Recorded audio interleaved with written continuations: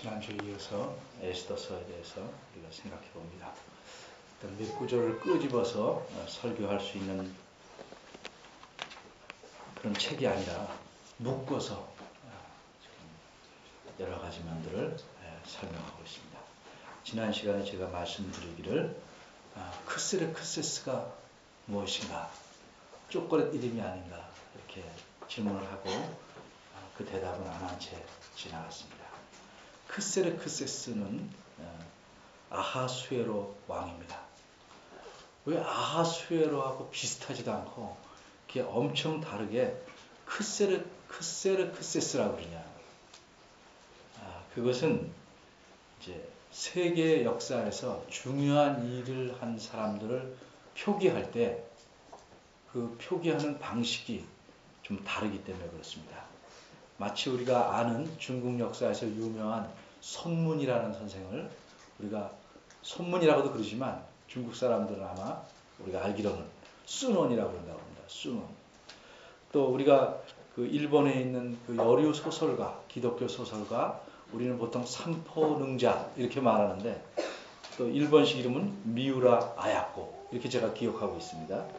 전혀 다른 말을 쓰고 있습니다.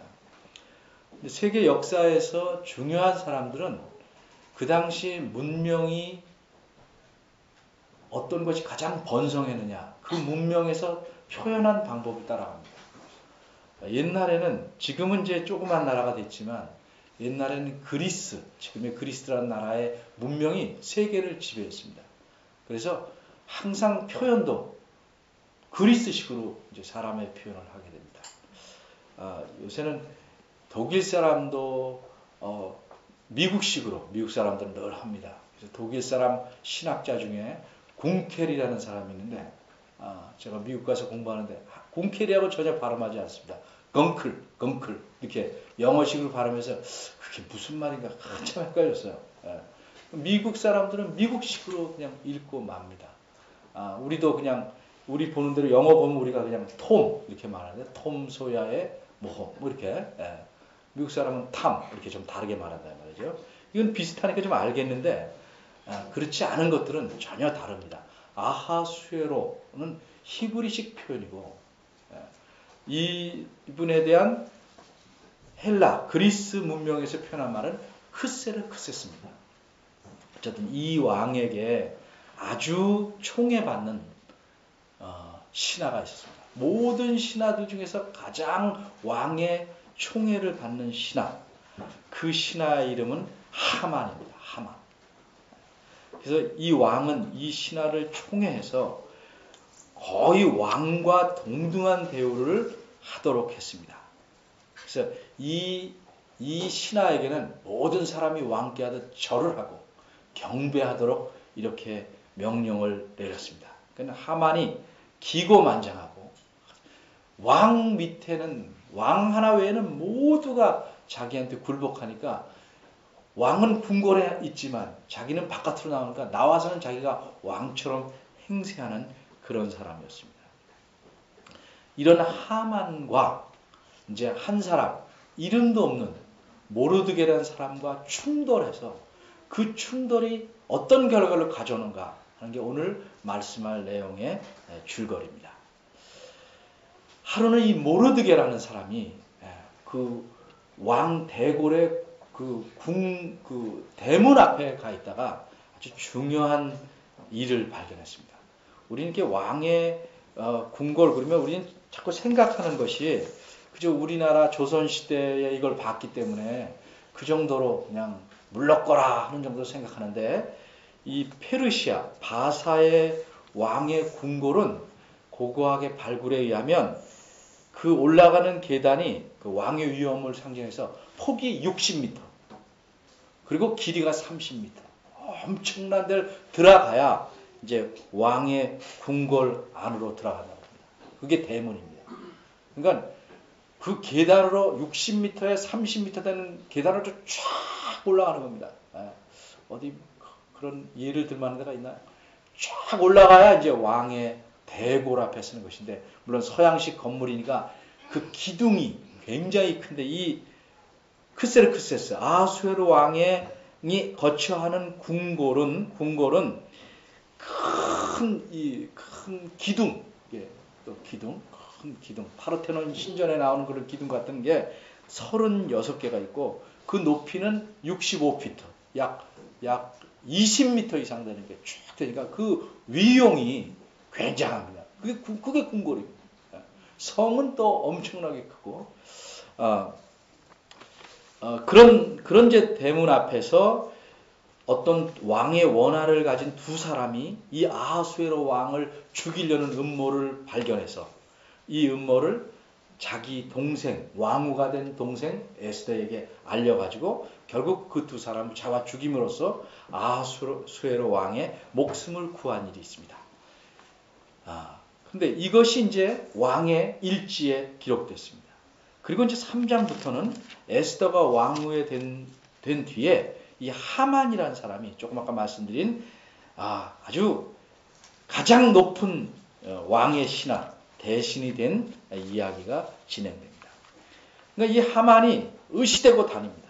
그런데 이 왕의 궁궐 앞으로 드나들면서 모든 사람이 절하는데 유독 한 사람만 절하지 않았습니다. 근데 처음에 이 절하지 않은 사실을 하만은 몰랐죠.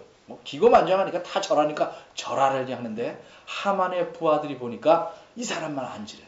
그러니까 계속 절을 안 하니까 가서 말합니다. 너 절해라. 그래도 끝까지 절을 안 하니까 할 수 없이 하만한테 알립니다. 하만은 화가 났어. 나한테 절을 안 하는 놈이 있다니. 근데 왜 절을 안 하느냐? 이유는 말하지 않는데 분명히 기록한 거는 나는 유대인이다. 근데 하만은 어떤 사람이냐? 하만은 아각 사람이었어요. 아각하고 유대인하고는 아주 심각한 관계가 있습니다. 이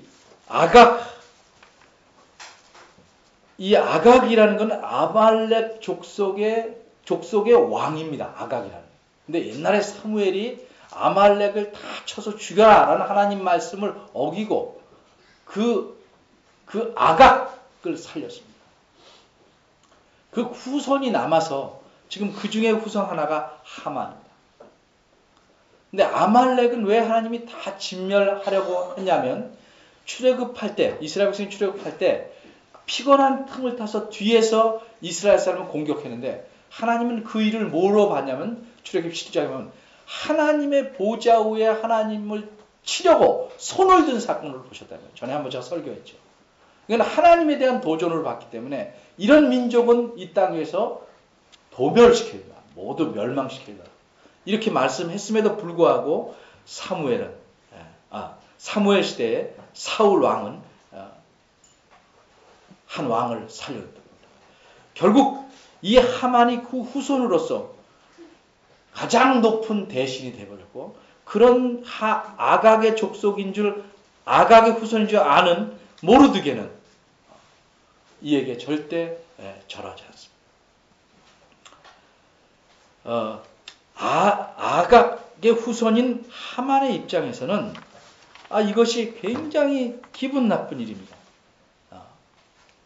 근데 모르드게 입장에서는 자존심의 문제. 다른 사람에겐 나 절해도 저 아말렉의 후손에게만은 내가 절할 수 없다. 그래서 무슨 위험이 생겼냐면 이 모르드게뿐만 아니라 모르드게의 민족인 유대 민족 전체가 죽음을 당하게 됐어요.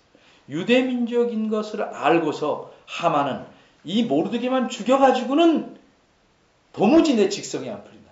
그래서 유대 민족 전체를 죽여야겠다고 생각합니다. 개인의 싸움 같은데 결국은 민족 때 하나님이 도멸을 하려고 했던 아말렉 민족과 그 처음부터 시도했던 그 이스라엘 민족, 아말렉이 죽이려고 치려고 했던 이스라엘 민족 두 민족의 싸움이 되어버렸습니다.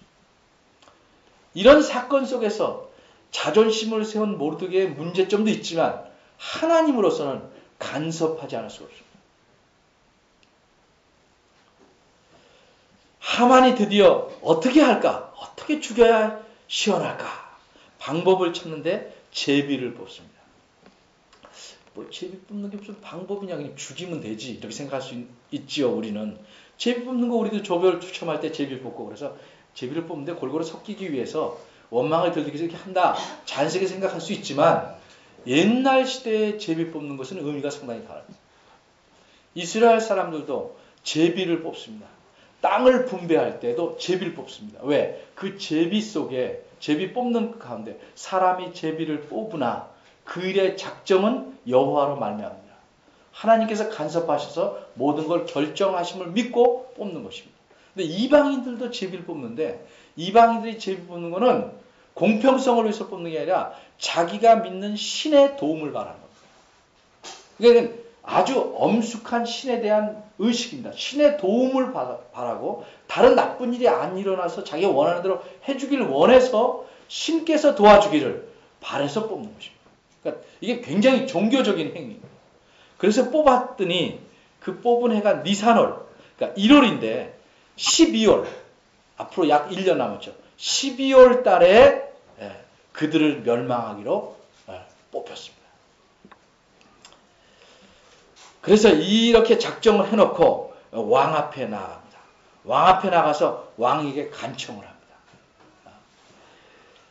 이 왕이 다스리는 모든 이 민족들 안에 한 민족, 골치 아픈 민족이 있습니다. 이들은 자기네들만 법만 가지고 삽니다. 벌써 왕의 심기를 건드립니다. 내 법이 있는데 자기네들 법만 가지고 산다고 조금 열을 받습니다. 근데 이 사람들은 모여서 왕의 법을 안 지키려고 합니다. 이게 거짓말입니다. 거짓말을 해서 자기의 목적을 이루기 위해서 왕을 이용해 먹습니다. 이런 민족은 죽여야 됩니다. 그럴 만도 한다. 그런데 이제 탐욕을 부추깁니다. 제가 왕의 보물창고에 은 1만 달란트, 제가 지난번에 얘기했죠. 티코 약 400대 분의 무게의 은을 들여놓겠습니다. 우리나라 돈으로 한 사람은 거의 1조 원에 해당하는 돈을, 은시세 아직 못 알아봤는데요. 그 정도 해당하는 돈을 넣겠다. 그래서 왕의 허락을 얻어서 왕의 도장, 이 도장, 이른바 옥쇄의 역할을 하는 도장을 줘서 전국 방방곡곡에 조소를 보냅니다. 이 조소를 보내게 되는 날이 1월 13일입니다. 근데 이 조소를 1월 13일이 왜 중요하냐면 이제 유대인들은 흩어져 있지만 그 다음날 이른바 유월절 양을 잡습니다. 하나님께서 우리를 애굽에서 건지셔서 살리셨다를 기념하기 위해서 그 다음날 양을 잡기 전날에 유대민족 전체를 멸망시킨다 하는 조서가 나갑니다. 뭐 난리가 났습니다. 울음바다가 생기고 우선 가까운 수산성, 서울인 수산성부터 전국 방방곡곡에 난리가 났습니다. 더군다나 그 조서에는 12월 13일 앞으로 11달 뒤에는 유대인들은 다 죽여라. 그리고 죽이는 대로 재산을 다 몰수할 수 있다. 얼마나 신나겠습니까? 재산이 탐나는 사람들은, 뭐 또 원한이 있는 사람들은 뭐 난리가 났습니다. 이 소식을 듣고 모르드게는 자기 옷을 찢고 베옷을 입고 채를 뒤집어 쓰고 큰 소리로 성 안에 들어와서 웁니다. 대궐 안으로는 들어올 수 없어요. 그래서 슬피 웁니다. 에스더가 그런 소식을 듣고 자기의 시녀를 보내고 마침내는 자기의 측근인 내시를 보내서 무슨 일인지 알게 됩니다. 그리고 우리 지난번에 설교한 대로 머뭇거리다가 그래 내가 왕 앞에 나아가서 죽으면 죽겠다. 왜? 왕이 나를 부르지 않은지 30일이고 부르지 않으면 나아갔으면 바로 죽게 되는 것인데 그럼에도 불구하고 내 민족을 살리기 위해서 내가 일을 안 하면 하나님이 다른 데로부터 구원을 일으킬 수 있으니까 그 말을 듣고 왕 앞에 나가기로 결심을 합니다. 그리고 3일 동안 모든 수산성에 있는 유대인들이 나를 위해서 금식해라. 나도 금식하겠다. 이렇게 하고 왕 앞에 나갈 날이 됐습니다. 이제 3일이 지났습니다. 이제 지금부터 본격적으로 그 뒤인 이야기가 시작됩니다. 에스더가 3일을 금식한 뒤에 왕비옷을 입었습니다. 여러분은 사극에서 보는 그 정도의 왕비옷을 생각하겠지만 그것도 참 아름답죠. 근데 이 고고학적인 발굴을 보면 그 보랏빛으로 거기다 온갖 진짜 금, 뭐 수만 넣고 몇 끼 한 정도가 아니고 금을 달고 찬란한 옷을 입으니까 옷이 날개라고 아름다워 왕으로 뽑힌 여인이 옷으로 날개를 다니 가히 천사를 방불케 하는 모습으로 나갑니다. 그러나 에스더의 마음속에는 굉장히 불안합니다. 이 아수에로는 변덕이 심한 왕으로 유명합니다. 그러니까 뭐 마음에 안 들면 죽이고 뭐 이 여자 저 여자 갈아치기가 쉬운 거고 지금 30일 동안 왕으로 안 봤으니 그리고 목숨을 걸고 나가는 거예요. 왕이 보이는 그 안쪽 궁궐 현관 앞에 가서 씁니다. 왕이 갖고 있는 그 금홀 지팡이를 내밀지 않으면 바로 죽게 됩니다. 왕 옆에는 항상 호위군사가 있고 기록에 의하면 또 뿐만 아니라 언제든지 왕이 움직이면 이렇게 우산 같은 거 있죠. 왕을 늘 쓰고 따라다니는 사람이 있고 옆에서 항상 시중드는 관리들이 붙어 있습니다. 그리고 왕은 식사도 거의 대부분 혼자 합니다. 무슨 왕비나 아들 이건 특별한 데만 하는 거예요. 늘 거의 혼자 관리들만 되고 이렇게 페르시아 왕들은 이렇게 살았다고 합니다. 자, 그런데 그렇게 자기 앞에 나온 왕비를 보자 금호를 내밀었습니다. 예상치 못한 일이 벌어졌습니다. 그리고 왕비에게 도대체 무슨 일이냐? 이렇게 내 앞에 나타난 이유가 뭐냐? 아주 다정스럽게 묻습니다. 왕비는 말합니다. 제가 잔치를 열 테니 참석해 주십시오. 그런데 이 잔치에 하만이라는 대신도 참여해 주십시오. 그것뿐이냐? 오늘은 그것뿐입니다. 그래서 이제 잔치가 열립니다. 잔치 중에 또 말합니다. 잔치 중에. 그 왕은 궁금합니다. 도대체 진짜 이유가 뭐냐? 진짜 이유가. 좀 말해달라. 진짜 이유는 내일 잔치를 또 열어주시고 그때 말씀드리겠습니다. 이렇게 일이 진행되는 동안에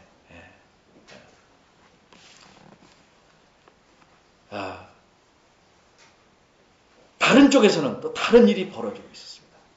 여기 보면 하만과 함께 그래서 잔치를 합니다. 잔치를 쫙 하고 기분이 좋습니다. 하만은 왕비가 잔치하자는데 잔치를 막 하고 하만은 기분 좋았습니다. 이게 딱 왕과 독대하고 아름다운 왕비와 이렇게 독대를 해서 남한에서 잔치를 하다.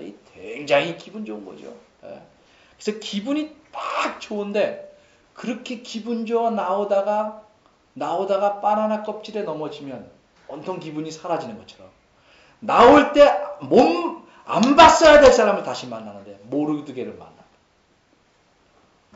저 목에 가시 같은 인간. 딱 만나는데 절하지 않습니다. 일어나지도 않고 몸으로 움직이지도 않고 절은 크게 안 해도 목례라도 잠깐 하면 중에 까딱도 안 해. 벌레가 지나가도 그렇게 무시할 수가 없다. 화가 엄청났습니다. 집이 들어와서 친구들과 대신이니까 많은 친구들을 둘러모으고 놉니다. 아내에게 오늘 잔치에서 있었으니까 나오다가 열받게 된 일을 말합니다. 그러니까 그 친구들이 이렇게 그 모르드게 좀 죽이자. 우선 유대민족은 앞으로 죽이게 돼 있으니까 모르드게부터 일단 죽여서 본때를 보이자. 그럼 이렇게 하는 게 좋겠다. 집에 50규빗, 약 25m 되는 높은 장대를 세우고 거기다 모르드게를 달아 죽이자. 그리고 이렇게 좀 다 볼 수 있게 좀 하자. 그리고 이 일을 빨리 할수록 좋지 않냐. 속에 가시를 빨리 빼놓으면 좋은 것처럼 내일 아침 당장 왕 앞에 가서 부탁을 해라. 이렇게 얘기들이 진행됐습니다. 근데 그 밤에 내일 아침이 오기 전 그 밤에 이 성경학자들이 에스더를 이렇게 한 책으로 분류합니다. 에스더는 여러분이 이렇게 크게 보면 이 구조가 안으로 접혀오면서 대칭이 됩니다. 그러니까 처음에는 배경을 얘기해요. 1장. 그리고 결말을 얘기합니다. 10장. 그리고 그 앞에는 한 칸 안으로 들어오면 왕의 첫 번 조서가 나가는 게 2장과 3장. 그리고 요 안으로 들어오면 8장과 9장이 왕의 두 번째 조서가 나갑니다. 그리고 한 칸 안으로 들어오면 이제 그러면 4장 5장이죠. 4장 5장. 4장 5장이 모르드게와 하만이 충돌합니다. 절하지 않아서 죽이려고. 그래서 유대 민족을 다 죽여버려요. 그리고 6장, 7장, 딱 5장씩 접어주는 거예요. 6장, 7장에는 결과 이제 드러나겠지만 하만에 대해서 모르드게가 승리한 겁니다. 근데 요거 딱 접히는 요 줄에 무슨 일이 일어나냐면 6장 1절이 일어납니다.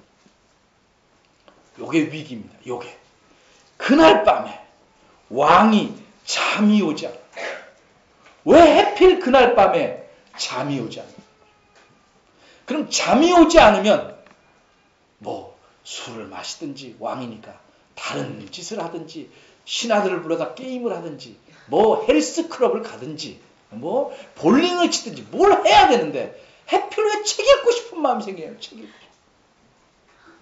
근데 책도 자기가 꺼내나요? 옆에 있는 신하한테 책을 가져와서 읽어라. 근데 이 신하가 책꽂이 서고가 굉장히 가서 하필 왜 또 수많은 책 중에서 왕궁일지를 꺼내와서 읽는 것이 5년 전 있었던 일이라 이 말이죠. 모르드게 사건을 읽게 됐습니다. 모든 우연같이 이루는 일을 통해서 하나님은 비상한 일을 하십니다. 아주 일상적인 일을 통해서 아주 신비한 일을 하시는 거예요. 하나님은. 이걸 우리는 하나님의 섭리라고 합니다. 거기를 읽는 걸 보니까 아수에로 왕을 모살하려던 사람이 있는데 그 사람을 모르드게가 고발해서 자기 목숨을 살렸다. 근데 이 위대한 나라, 옛날에 역사에서 위대한 나라일수록 상벌이 분명합니다. 그러니까 과연 그 사람에게 벌할 거 있으면 벌 주고 상 주기는 상 주는데 그 사람이 어떤 상을 줬는가? 보니까 아무것도 시상하지 않았어요. 물론 거꾸로 생각하면 그때 상 받지 않고 지나간 것에서 섭섭할 수 있겠지만 5년이 지난 시점에 만약에 상을 받았으면 이 일은 끝나는 거예요. 5년이 지난 이 시점에 상을 받지 않았기 때문에 무엇을 해줄까? 고민하게 된다.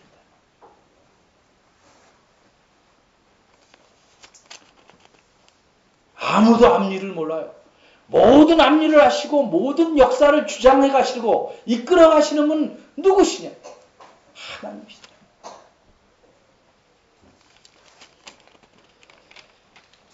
아무 상이 없다는 말이야. 그러자 이럴 수가 있는가? 그 사람에게 상을 줘야지. 근데 날은 이미 샜어요. 사서 잠깐 잠이 들어졌지 날이 샜어. 밖에 누구 있느냐? 근데 하필 그날따라 정시 출근보다 일찍 왔네. 왜? 자기 욕심을 빨리 잃어서 목에 가시를 없애니까. 하만이 밖에 있습니다. 믿을 만한 하만. 그에게 물으면 모든 일이 잘겠다. 하만을 들러해라. 하만에게 묻습니다.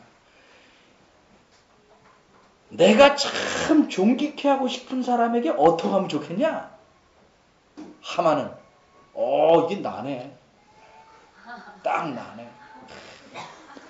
이리 봐도 나요, 저리 봐도 나요. 정말 나구나. 딱 생각합니다. 그러니까 이 하만이 뭐라고 그래요? 그 사람에게 왕의 옷을 입히시고 왕의 말을 태우시고 왕의 관을 씌우시고 가장 높은 신하가 그 말을 걸고 행진하면서 외치기를 왕이 기뻐하는 사람에게는 왕이 이렇게 할 것이다. 성을 돌면서 골목마다 다니면서 외치게 다니게 하라. 그거 좋겠다. 그거 참 좋겠다. 근데 이렇게 하는 행위는요, 실제는 왕이 즉위식 때 하는 행사예요. 하만이 마음에 갖고 있는 건 뭐예요? 왕 위에 있지만 실제 욕심은 왕이 되고 싶은 거지, 자기가. 적어도 왕처럼 행세하고 싶은 거죠. 예? 무슨 문제가 생기면 반역이라도 일으켜서 왕이 되고 싶은 심보죠. 여기서 드러나면. 왕이 말합니다. 하만에게. 그래, 너가 그렇게 하라. 내가 한 말대로 가서, 내가 직접 가서 모르드게를 데려와라. 야, 여기서 참, 여기 이 하만이 받은 충격에 대해서는 말하지 않아요. 근데 한번 생각해 보세요. 모든 게 무너지는 거예요.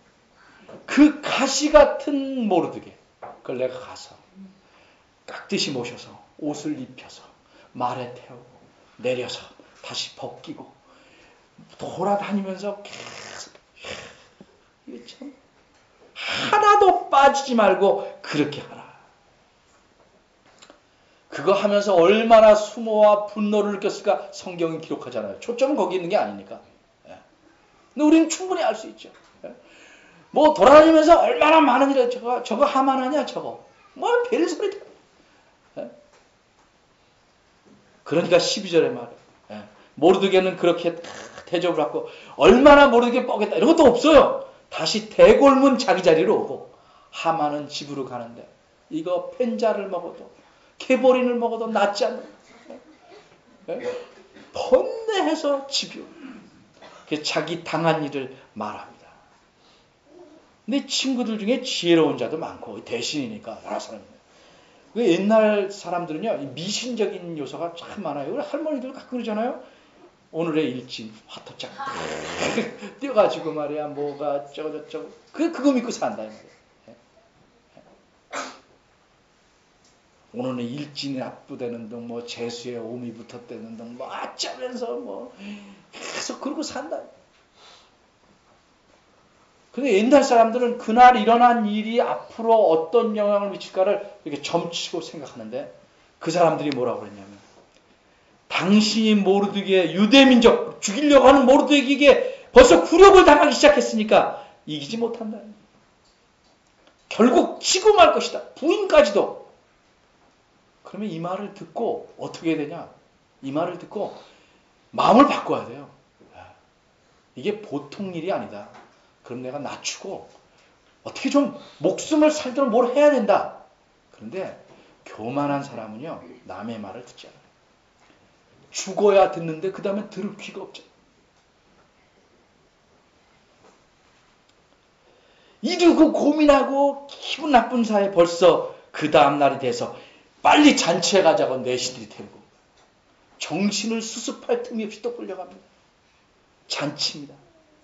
이게 잔치인지 뭔지 하여튼 가서 근데 이번 잔치는 좀 더 은밀한 쉽게 말하면 공식적으로 왕실에서 한 게 아니고 왕비가 마련한 좀 더 개인적이고 은밀한 곳에 왕비 그 침실이 있는 곳에서 이렇게 이제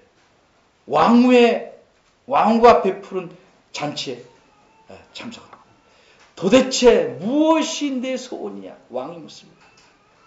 이 에스더가 상당히 지혜롭고 또 이것을 바로 화로 쏟아내는 것이 아니고 이렇게 얘기합니다. 왕 앞에 왕이여 저를 참 불쌍히 어여삐 보시면 제 목숨을 살려주십시오. 이게 무슨 어이가 없는 얘기예요. 누가 내 왕후를 죽인다. 그건 왕에 대한 도전이죠. 거기다가 내 민족도 살려주십시오. 우리 민족과 내가 노예로 팔려가는 정도라면 이렇게 왕을 번거롭게 안 합니다. 근데 다 죽게 생겼습니다. 그러니 내가 말하지 않을 수 없습니다. 화가 나는 거죠. 왕후를 감히 죽여 그의 민족을 이제 민족이 드러나는 거죠. 그의 민족을 몰살해. 도대체 이런 괴물 같은 인간이 이런 놈이 도대체 누구냐? 그게 누구냐? 바로 이 옆에 있는 하만이옵시다. 이 하만은 안절부절 못합니다. 하만은 왕을 잘 알죠. 이 왕이 기록에도 나올 정도로 변덕스러우니까 순식간에 목에 날아갈 수도 있는 것이고. 근데 왕은 그래도 왕다우려고 사소한 것에 목숨을 걸지 말라 하는 책에 화날 때 품위를 지켜라 이런 말이 있는데 그 책을 읽었는지 좀 품위를 지키려고 바깥으로 나옵니다. 나와서 참고 있습니다. 분을 참고 있습니다. 근데 왕이 나간 틈을 타서 하만은 진짜 본색을 드러냅니다. 처음엔 떵떵거리다가 사람이 결정적인 데 가봐야 그 사람의 인격이 드러나는데 이제는 쫄짱부터 그렇게 쫄짱할 수가 없어요. 당당하게 죽지 않고 왕한테 나간 틈에다 왕에게 비는데 옛날 사람들 식사할 때 똑바로 앉아 식사하는 게 아니고 자기 의자에 그 텔레비 나오는 거 있죠? 이렇게 기와문과 이렇게 있는 거 가끔 보이잖아요? 이렇게 누워서 있는데 그 앞에 가서 비니까 뒤에서 보면 뭐예요? 왕후를 덮치는 것처럼 보인단 말이죠. 그러니까 들어오면서 또 보고 화가 나는 거예요. 내 앞에서 왕후를 강간까지 하려고. 엎친 데다 진짜. 이 말이 나오자마자 다른 데는 다 고사하고 이 말이 나오자마자 옆에 있던 군인들이, 그렇죠? 옆에 있던 군졸들이, 호위병들이 하만의 얼굴을 뒤집었어. 처형시키고. 그때 내시 중에 한 사람이 말이에요. 이 하만이 집에다가 모르드게를 달려고 25m 되는 장대를 세웠습니다. 왕이 화가 더 나는 거죠. 왜? 모르드게, 내 생명을 구한 모르드게를 또 죽이려고 그래. 거기다 달아라. 거기다 달아. 그래서 달아 죽이니까 비로소 왕의 노가 그쳤습니다. 자, 이런 사건의 이야기를 통해서 우리는 무엇을 생각해야 되는가? 여러분이 이거 뭐 옛날 얘기하는 것 같잖아. 옛날 얘기죠. 예. 설교는 첫째, 둘째, 셋째 이렇게도 할 수 있지만 예. 성경이 말하는 내용대로 전달하는 것이 가장 좋은 설교다. 이게 설교학자들이 하는 말이에요. 저도 그걸 흉내내보려고 그래요. 가르친 대로. 예. 이야기는 이야기처럼 재밌게. 예. 그리고 또 필요한 말은 보태고.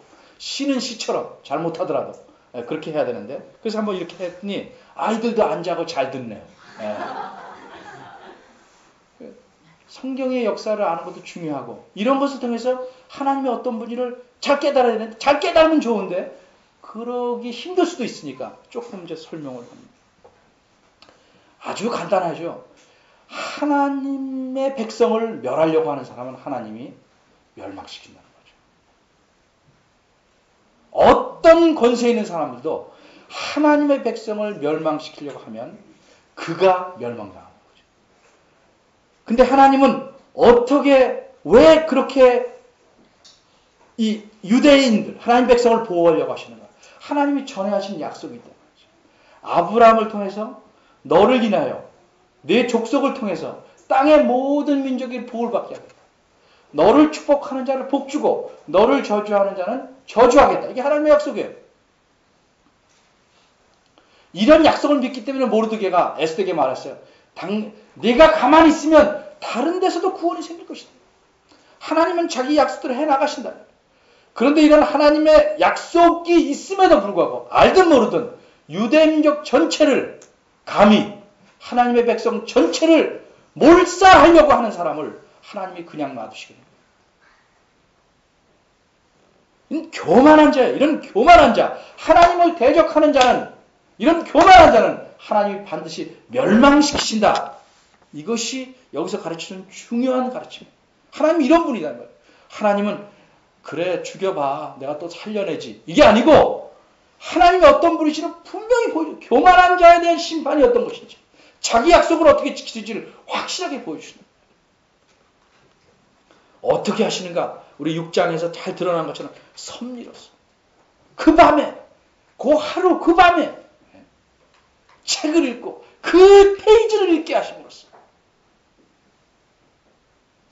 교만한 자의 꾀를 오히려 무너뜨리고 그 교만함의 도로 자기가 파놓은 함정에 도로 빠지도록 하신다는 거죠. 누구를 통해서? 자신의 목숨을 내건 헌신한 에스더를 통해서 그렇게 일하셨다. 이렇게 해서 예수 그리스도가 오시는 거예요. 이 유대민족을 통해서. 하나님의 백성 예수 그리스도가 오시는 거예요. 이 예수 그리스도로 오셔서 그분이 속죄, 십자가에서 죽고 살아나심으로써 모든 사람의 죄를 씻음으로써 그를 믿는 자마다 하나님의 자녀가 되는 놀라운 계획을 갖고 계시다. 이것을 막으려는 자들을 놔두겠냐. 예수님이 오신 뒤에는 예수님을 믿고 하나님을 섬기며 살아가는 하나님의 백성, 이 교회를 해치려고 무너뜨리려고 하는 세력들을 그냥 놔두시지 않습니다. 교회가 뭡니까? 여러분. 그래서 우리는 어려움 가운데서 그분을 의지하고 사는 거예요. 다 꼬이는 것 같아도 하나님의 섭리로서 자기의 뜻을 이루어 주실 것을 믿는 것이다. 하나님은 성경을 보면 진짜 반전의 명수예요. 반전. 일을 뒤바꾼다.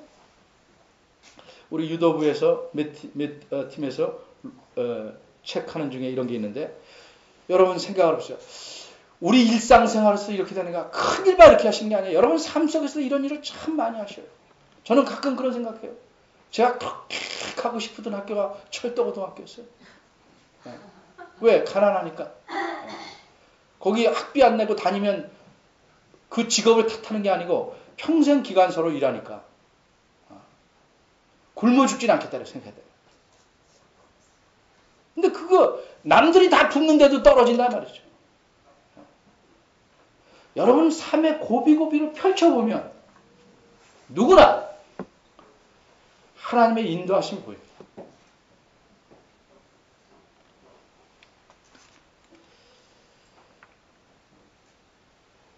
정말 어떤 때는 어떤 책을 꺼내 읽게 하는 정도로 나는 의식을 못하지만 그것이 삶을 바꿀 수도 있어요. 그런 사람이 있어요. 1916년 2월에 기차역에서 이렇게 중고 책을 파는 가판대가 있는데 거기서 한 청년이 책을 한 권 삽니다. 근데 전에도 그 책을 계속 살려고 그러다가 에이 간두지 저까지 책 못 읽어. 그러다가 10번도 더 보다가 나중에 늘 그 기차역에서 그날 그거 샀어요. 그날 그 책을 샀어요. 그 책이 조지 맥도날드가 쓴 판타스테스라는 책이래요. 내용은 몰라요 제가. 근데 이 책을 읽고 이 젊은이가 예수님을 믿게 됩니다. 이 책 때문에 회심합니다. 그리고 20세기에 기독교 신앙을 옹호하고 변호한 최고의 학자가 됩니다. 그게 C.S. 루이스입니다. 그 책을 만약 안 샀더라면, 물론 다른 길로도 또 하나님이 하실 수 있겠지만, 그때 그 책을 안 샀더라면, 근데 루이스가 말한 거래. 그때 나는 진짜 무슨 끌려서 하자. 우연히 집었다. 그날은 우연히 집었다.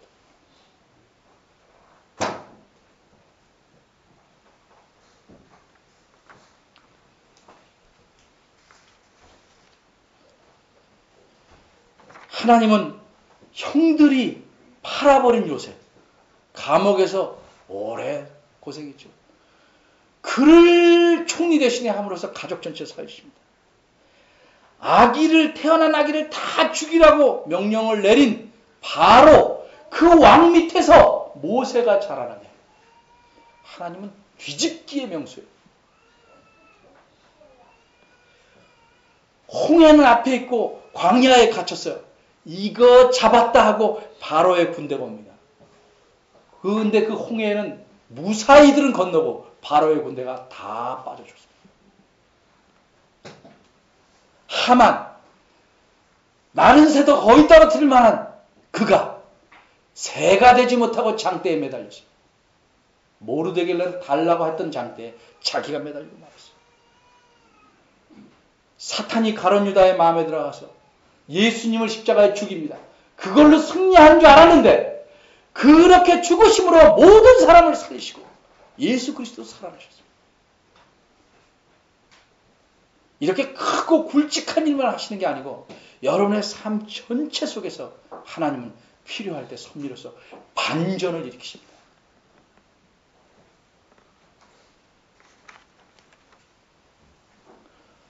이런 하나님의 섭리를 잘 아는 것이 매우 중요합니다. 제가 늘 여러분에게 강조하는 거예요. 사람이 하나님 앞에 바르게 살 때 두 가지 의식을 가져라. 자기의식, 내가 누구냐? 내가 하나님의 자녀다. 하나님이 내 삶을 책임진다 하는 의식이 분명히 있어야 되고, 또 하나는 역사의식. 나 외에 모든 이 세상의 일을 누가 움직여 가시는가? 누가 주관하시는가? 그 역사의식이에요. 하나님이 하시는. 이게 없는 사람은 당당하게 살지 못해요. 근데 어떤 사람이 이게 없는가? 교만한 자들이 없어요. 교만한 자들은 자기만 알아요. 아나무인이에요. 자기가 가진 것, 자기가 소유한 것, 자기의 재능, 거기에 모든 힘을 기울여요. 그걸 의지하고 살아요. 이게 교만한 자의 특징이에요. 그래서 상황적인 경고, 직접적인 경고 이런 거 다 무시합니다. 이 교만이 그 안에 근본적인 게 뭐냐면 하나님을 무시하는 거예요. 하나님이 모든 걸 움직이시고 섭리하신다는 걸 무시하는 거예요. 그러니까 교만이 강하게 되는 사람은 하나님을 대적해요. 보통은 무시하고 소극적으로 그 다음에 대적해요. 심지어 교회까지. 어떤 교회, 종종 그런 게 있어요. 자기가 원하는 데서 설교 안 한다고 돈 많이 내는 장로가 이 교회 견디나 보자고 나가버렸다. 근데 그 교회는 살아남고 그 장로는 망해버려요. 이게 어쩌다 일어난 일이 아니고 하나님을 무시하고 대적하는 자들에게 나타나는 필연적인 결과. 하나님께서 섭리로서 자기 백성을 보호하시고 지키십니다. 이 사실을 분명히 믿고 살아갈 때 참 우리가 힘있게 하나님의 백성으로 살아갈 수 있는 것입니다. 이렇게 교만한 자들 뒤에는 항상 나도 모르게 사탄이 조종합니다. 계속 사탄이. 그런 사실을 잘 알고 스스로 늘 교만하지 않도록 힘쓰고 하나님의 섭리를 믿고 하나님의 다스림을 믿고 아주 반듯하게 겸손하게 살아가는 여러분들이 되시기를 바랍니다. 기도하겠습니다. 하나님 아버지, 오늘 에스더에 쓰인 하나님께서 행하신 섭리의 일을 생각해 보았습니다. 하나님께서 과거에만 그런 일을 하시는 것이 아니고 오늘도 우리가 이해하기 힘든 일과 우리 눈에 중요하게 보이지 않는 사소한 모든 일을 통해서 하나님께서는 자신의 목적과 뜻을 이루심을 믿게 하시고 더욱 하나님을 의지하도록 도와주시옵소서. 그래서 늘 하나님 앞에 겸손케 하시고 교만이 고개를 들지 못하게 하시고 참 하나님을 더욱 신뢰하는 하나님의 백성으로 살아가게 하시옵소서. 예수님 이름으로 기도합니다. 아멘. 다 같이 일어나서 성경 8장 보시겠습니다.